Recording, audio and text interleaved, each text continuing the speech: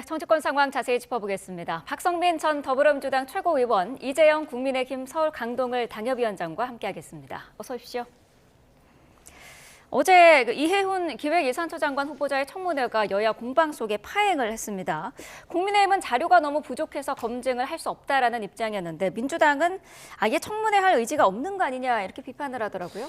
그러니까 이게 뭐 자료 제출이 이제 항상 완벽했던 후보자는 좀 보기 드물었다라는 생각이 들고요. 근데 그럼에도 이 자료 제출 부분이 문제라고 한다면 이 청문회 자체를 파행을 시키고 아예 진행을 하지 않을 것이 아니라 네. 그것을 이제 청문회를 진행하면서 문제 제기를 하는 방식도 있는 겁니다. 그리고 오히려 사실 좀 납득하기 어려운 것은 국민의힘에도 전략적으로 과연 이게 어떤 이득이 있는가, 그러니까 어떤 득이 있는가를 묻지 않을 수가 없습니다. 왜냐하면 결국 청문회는 야당의 시간이거든요.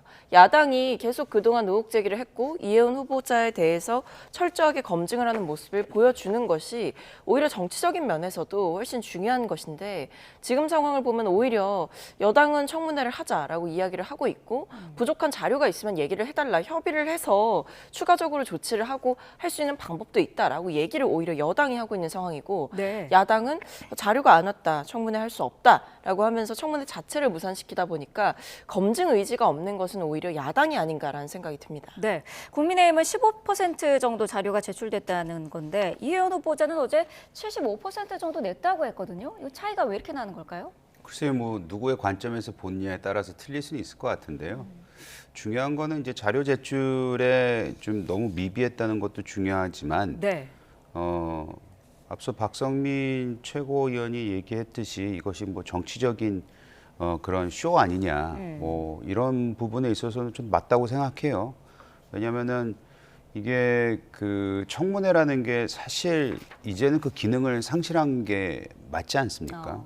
그리고 청문회에서 나올 법한 이런 여러 가지 의혹들이 이제는 청문회위원이 선정이 되면 언론을 통해서 이제 다 됩니다.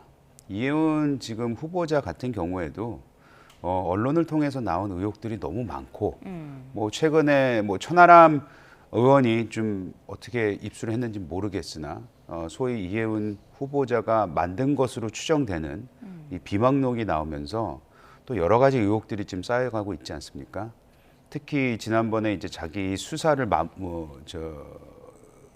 이제 막기 위해서 네. 여러 가지 좀 정치적 활동을 한 것에 대해서 거기에 지금 불법 행위도 있지 않았냐, 뭐 이런 얘기도 나오고, 뭐 불법 증여, 뭐 거기에 증여가 아니죠. 이거는 이제 불법 그 아파트 청약 등등등 여러 가지 의혹이 나오고 있기 때문에 이것을 예전에 과거에 아니면 최소한 최근에 있었던 청문회 하는 척하면서 나와서 야당 의원들의 질타를 받는 척하면서 결국에는 대통령실에서 무조건 강행해버리는 이런 요식행위로 남기지 않겠다라는 야당의 의지가 저는 보여진다고 생각을 하고, 네. 처음에 이제 이해훈 후보가 지명됐을 때는 이재명 대통령한테 뭐 박수를 많이 쳤습니다. 뭐 탕평인사, 뭐 화합, 뭐 대한민국 뭐 이런 얘기가 나왔었는데 지금은 오히려 부담이 되지 않았나. 그런 의미에서는 야당의 이런 청문회 보이콧이 됐던 청문회 진행을 막는 것이 정치적으로 저는 정무적으로 오히려 좋은 카드다라고 생각하고 있습니다. 네, 어제 이 후보자가 국회가 검증 기회를 주는 역할을 스스로 포기했다 이렇게 쓴소리를 하기도 했는데요. 이 부분은 어떻게 들으셨을까요? 제가 앞서 말씀드렸던 부분하고 맥락이 맞는데요. 지금 이미 벌써 검증을 언론을 통해서 너무 많이 하고 너무 많은 팩트들이 나와 있어요. 그렇기 때문에 이거는 뭐 수사의 대상이다라는 얘기까지 나오고 있지 않습니까? 네. 그렇기 때문에 그 검증이라는 것 자체는 이제 오히려 이만큼 이제 의혹들이 나왔으면 이런 의혹들을 알고 있음에도 불구하고 임명을 강행할 거냐 말 거냐라는 이재명 대통령과 민주당의 이제 결정만 남았다. 그것에 대한 후폭풍이 되던 그거에 대한 결과는 이제 본인들이 스스로 감내해야 될 상황이 아닌가. 국민들이 이것을 매우 따가운 시선을 좀 바라보고 있는 건 사실입니다. 네, 양당 간사들이 이제 추후 청문회 일정 등을 이제 논의는 한다고는 하는데 그렇게 긍정적인 결과가 나올 것 같지는 않고요. 사실 민주당이 단독으로 청문회를 개최할 수도 있잖아요. 이거는 고려하지 않고 있는 걸까요? 네, 뭐 원래는 그 얘기까지도 좀 나왔었죠. 뭐 이제 간사가 대신 진행을 하는 방향. 왜냐하면 국민의힘 쪽에서 아예 청문회 자체를 열지 않겠다라는 취지의 얘기가 오가다 보니까 네. 그런 방법을 좀 찾아보니 민주당의 간사가 위원장을 대신해서 청문회를 단독으로 진행하는 방법도 열려 있다라는 점을 확인을 했습니다. 하지만 그것에 대해서 지금 상황에서는 크게 고려하고 있지는 않은 상황 같아요. 왜냐하면 아무래도 이 이혜원 후보자와 관련해서 워낙 좀 심각한 의혹들이 많이 제기가 됐고 거기에 대해서 셀프로 저희가 검증을 한다라고 하는 것은 뭐 사실 청문회의 기능 자체를 저희 스스로 조금 흐리게 만드는 면이 있을 것이기 때문에 아마 여론의 부담도 좀 크지 않을까라는 생각이 들고 오히려 지금 상황에서 현실적인 것은 이 국민의힘 측에서 뭐 지금 자료 제출을 문제 삼아서 청문회 자체를 이 무력화시키고 있는데 여야 간사가 만나서 특정하게 어떤 자료가 필요한 것인지 그러니까 지금 후보자는 자료를 제출했다고 하는데 네. 지금 부족하다고 보이는 자료가 무엇인지를 확인해서 알려주면 좀 상호간에 조치를 할 수 있지 않겠습니까? 그것을 전제로 해서 청문회를 다시 재개를 한다 정도는 저는 충분히 정치력을 발휘할 수 있을 것이라고 보기 때문에 네. 지금 상황에서 조금 더 일정이라든지 내용이라든지 한 번 더 대화를 할 여지는 있어 보인다라고 생각합니다. 일정을 보면은 이제 국회 청문 경과 보고서 채택 기간이 내일까지인 것으로 알려지고 있는데 그때까지 합의를 못하면 이제 대통령 결단만 남게 되는 거지 않겠습니까? 그렇죠. 아니면 이제 대통령이 뭐 청와대에서 다시 한번 다시 이제 요구를 할 수 있겠죠. 근데 그것도 안 받아들일 가능성이 높고요. 네. 야당 입장에서는 결국에는 끝에 가서는 앞서 말씀드렸듯이 대통령의 결정이다. 어떻게 할 거냐. 이 부분을 이제 야당에서는 지켜보고 있는 거고 국민들도 아마 지켜보고 있지 않을까. 앞서 말씀드렸듯이 뭐 아파트 부정 청약 의혹, 영종도 땅 투기 의혹, 부모 찬스 의혹, 보좌진 갑질 논란 지금 나오고 있는 게 너무 많고 거기에다가 이것이 만약 장관이 된다 하더라도 여기에 상당수는 수사가 들어갈 내용들도 있어요. 그럼 장관으로 지명되고 장관이 임명돼서 뭐 장관 역을 한다 하더라도 수사를 또 따로 같이 동시에 받아야 되는 상황이라면 그 모습이 좀 너무 우스워 보이지 않을까라는 우려도 좀 있습니다. 네. 자, 각 당 상황도 좀 짚어보겠습니다. 더불어민주당 김병기 의원이 당 윤리심판원에서 제명 처분을 받은 지 일주일 만인 어제 자진 탈당을 했습니다. 사실 어제 오전 긴급 기자회견에서는 최고위에서 제명해달라 이렇게 얘기를 했었는데 이게 당 절차상 본인이 탈당하는 그런 방법밖에 없었던 것 같더라고요. 그러니까 이게 김병기 의원이 이제 요구하신 게 본인이 이제 당을 떠나지 않겠다라고 얘기를 했지만 또 어떤 처분은 또 받아들이겠다 이런 얘기를 했는데 결국 의원총회를 통해서 제명 결정을 하지 말고 네. 최고위에서 제명 결정을 해달라라는 게 김병기 의원의 이 요구였습니다. 네. 근데 지금 정당법 제33조를 보면 이 의원을 제명을 할 때에는 반드시 소속 의원 2분의 1 이상이 찬성해야 제명이 가능한 상황이거든요. 그러니까 그래서 실제로 이 윤리심판원의 절차도 윤리심판에서 징계의 이 수위를 정하고 뭐 의결을 하고 그 다음에 최고위에서 의결을 하고 그 다음에 의원총회를 가고 이런 양상이었단 말입니다. 네. 근데 이제 의원총회라고 하는 그 필수적인 절차를 거치지 않고 최고위 차원에서 제명해달라라고 하는 건 사실 현실적으로 이제 작동하기가 어려운 시스템이었던 것이고 당에서 이 부분을 충분히 김병기 의원에게 설명을 하고 전달한 것으로 알고 있습니다. 그 과정에 대한 이해를 하고 나서 오후에 이제 본인이 직접 탈당을 하는 결정을 한 것으로 알고 있습니다. 네, 탈당한 김병기 의원에 대해서 윤리심판원이 사후 제명 조치까지 어제 했더라고요. 이거는 사실 강선우 의원의 그런 처분과 같은 상황이었는데 당에서 이렇게까지 하는 이유는 어디에 있었을까요? 굉장히 좀 심각한 의혹의 수준이다라고 보는 거죠. 지금 네. 논란이 된 것들 중에 사실 윤리심판원이 이 징계의 수위를 이렇게까지 결정한 이유는 단순히 뭐 밝혀지지 않은 사실들을 예단해서 결론을 내린 것이 아니라 지금 있는 사유들 중에서 지금 있는 의혹들 중에서 충분히 이 정도 제명 사유가 된다라고 확신한 부분들이 있었고 확인된 부분들 뭐 특히 본인이 인정한 내용들도 있었습니다. 네. 이제 그것을 포함해서 이제 결정을 지은 것이고 이 정도의 수위로 결정을 했다라고 하는 것은 그만큼 여기에 대해서 당에서 이 사안 자체를 엄중하게 보고 있고 당 차원에서 할 수 있는 최대한의 조치를 해서 이런 사태에 대해서 어느 정도의 책임을 지겠다라는 의지가 반영된 결과라고 생각합니다. 네, 탈당과 사후 제명 조치 국민의힘에서는 어떻게 봤을까요? 뭐 탈당이야 그 본인이 의원총회에서 진짜 이게 표결리로 이루어지면은 숫자가 나오잖아요. 네. 그 숫자에 대한 부담이 굉장히 크지 않았을까 뭐 이런 생각이 들고 탈당을 함으로써 나중에 뭐 의혹이 풀린다면은 본인이 다시 복당할 수 있는 기회를 살리려고 하지 않았을까라는 생각이 듭니다. 네. 또 그 사이에 혹여라도 워낙에 이제 찐명이라는 소리를 들었기 때문에 청와대에서 또 어떤 메시지를 받았지 않았을까. 뭐 여러 가지 복합적인 이유가 있지 않았겠습니까? 근데 이제 제명 처리를 한 것은 너무나도 의혹이 이제 구체적으로 드러나 있고 네. 여기에 대한 그 지방선거를 앞두고 민주당이 그거에 대한 부담감을 덜기 위해서 스스로 이런 고육지책을 낸 게 아닌가라는 생각이 드는데 이 부분에서 한 가지 아쉽고 좀 안타까운 부분은 네. 경찰의 수사입니다.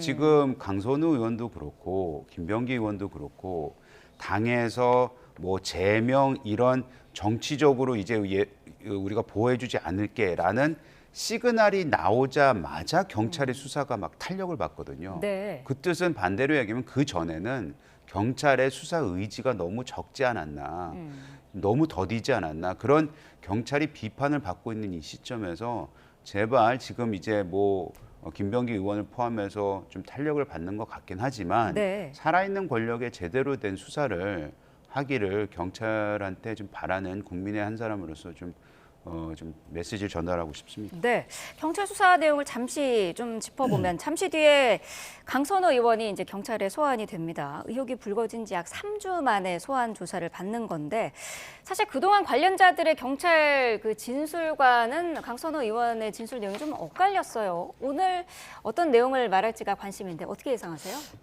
뭐 본인은 아마 이제 일관되게 똑같은 주장을 펼칠 가능성도 남아 있죠. 근데 또 그것이 아니라 그동안 주장해 왔던 것처럼 본인은 모르는 일이다라는 내용을 뒤집을 만한 상황도 좀 만들어진 것 같기는 합니다. 왜냐하면 일단 그 돈을 줬다라고 지목됐던 김경시 의원 역시도 처음에는 돈을 준 적이 없다라고 굉장히 완강하게 부인을 했었어요. 네. 근데 그러다가 이제 강선우 의원에게 직접 전달을 했고 그 액수도 이 강선우 의원이 정한 것이다라는 일종의 얘기를 한 거잖아요. 그러니까 그런 이 김경시 의원의 입장이 묘하게 이렇게 뒤바뀌었다라는 것 자체가 이 강선우 의원 입장에서는 굉장히 압박스러울 수밖에 없다라는 생각이 들고 지금 보면 사실은 어떠한 돈도 받은 적이 없다라고 강선우 의원은 이야기를 하지만 우리가 들었던 어떤 그 김병기 의원과 나눴던 대화의 녹취록 속 얘기나 아니면 이 보좌관도 본인이 받은 적이 없다라고 계속해서 부인을 하고 있고 김경시 의원이 최근에 자수서를 내면서 이 강선우 의원에게 직접 전달을 했다라는 이야기를 했다면 사실 지금 상황에서 마지막 진실의 퍼즐은 강선우 의원이 어떻게 얘기하느냐 거기에 달린 것 같거든요. 네. 지금 보면 강선우 의원이 사실 지금과 같은 주장을 유지할 때 오히려 뭐 법적으로 어디까지 그 부분이 유리할지도 저는 좀 의문이고 이 여론상으로 보았을 때에도 강선우 의원이 나는 받지 않았고 즉시 반환 지시를 했다라고 이야기를 하는 부분도 사실은 국민들 입장에선 받아들이기 어려운 내용들이다.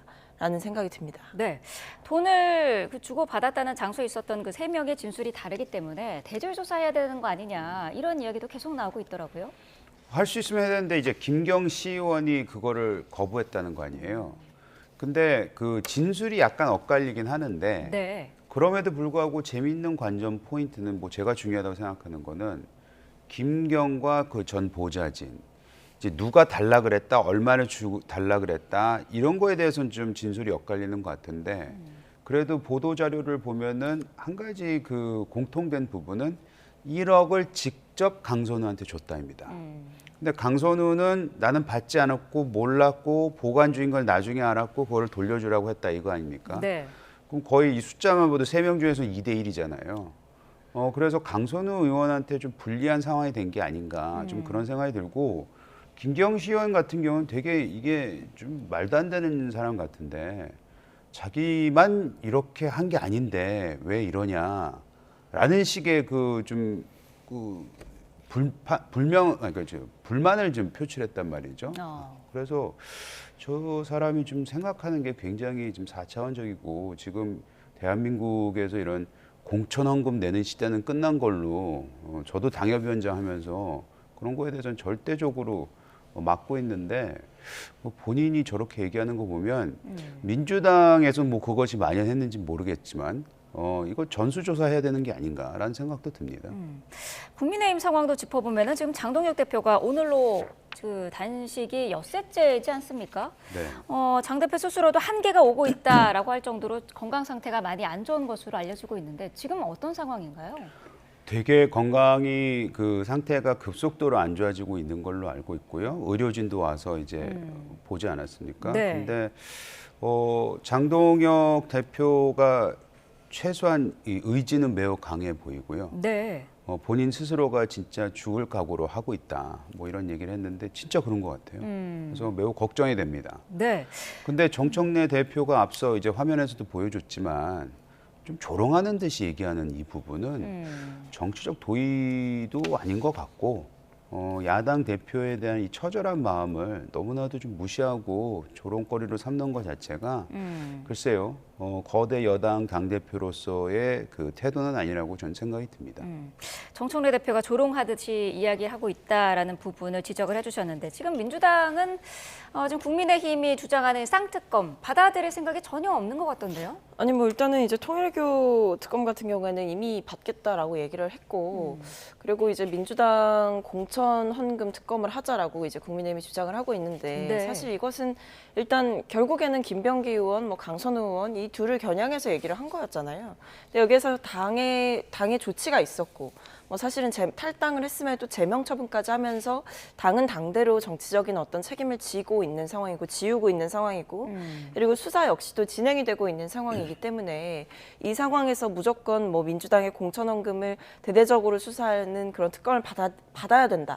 이 주장에는 사실 민주당 입장에서도 받기가 어렵고 오히려 이 부분에 대해서 협의가 있으려면 사실 여야 모두를 조사하는 공천원금 특검이라고 한다면 오히려 네. 그것은 뭐 받아볼 여지가 있는지도 모르겠습니다. 근데 뭐 통일교 특검 같은 경우에는 사실 하겠다라고 한 것이 민주당의 입장이었고 다만 여기에 통일교뿐만 아니라 신천지도 넣어서 함께 특검을 하자라는 어떤 여러 가지 안을 제시를 한 것인데 그것이 지금 받아들여지지 않고 있는 것이고요. 오히려 민주당 입장에서는 이 통일교 특검에 통일교뿐만 아니라 다른 이 신천지까지도 포함을 시켜서 좀 알아보자. 그러니까 이 부적절한 정교 유착의 고리를 다시 한번 좀 확인을 하고 끊어내 보자라는 의지를 확인하는 것인데 네. 왜 이게 안 된다는 것인가라는 의문이 들고 그리고 이 단식의 타이밍 역시도 조금 의아합니다.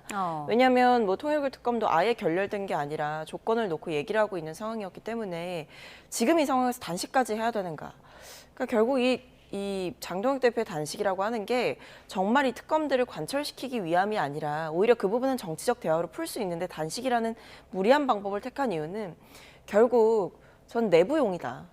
내부에 호소하기 위함이다라는 생각이 들어요. 왜냐하면 한동훈 전 대표에 대한 징계가 좀 징계 추진이 문제가 되고 나서 바로 사실은 단식이 시작이 됐기 때문에 네. 결국 본인을 향한 어떤 불만을 좀 그 불만으로부터 시선을 돌리기 위해서 단식이라는 방법을 택한 게 아닌가라는 생각이 듭니다. 한동훈 전 대표가 당계 사태에 대해서 뭐 사과 입장을 밝혔지만은 당 내에서는 평가가 엇갈리고 있는데 이 한 전 대표가 장 대표의 단식장에 찾아갈 가능성은 없을까요? 없어 보이는데요. 네, 그렇게 할 거였으면 진작에 하지 않았을까라는 생각이 듭니다. 네. 게다가 본인은 사과를 했고 그 사과를 하면서도 저 징계에 대해서는 뭐 법적 대응을 하겠다고 얘기를 했잖아요. 그래서 그런 부분은 안 할 것 같은데 그럼에도 불구하고 했으면 좋겠어요. 좀 그 현장을 찾아가고 하면 좋겠는데 그거에 대한 기대는 뭐 당내 평가를 들어보면 그렇게 높진 않네요. 이 단식이 당 내부용이라고 아까 평가를 하셨습니다만은 지금 국민의힘에서는 모든 상임위 일정을 중단하기로 했지 않습니까? 그러면 이제 이혜원 장관 후보자의 인사청문회도 속도를 못 내게 되는 건데 민주당에서도 어떤 대책이라든지 그런 게 있어야 되지 않을까요? 아니 뭐 일단은 뭐 통일교 특검 같은 경우에는 사실 뭐 그러니까 결국에 이 모든 일정을 상임위 일정을 중단한다라고 얘기를 하는 것도 그러니까 일종의 국민의힘이 직무유기를 대놓고 한다라는 생각이 들어서 좀 답답한 심정이고요.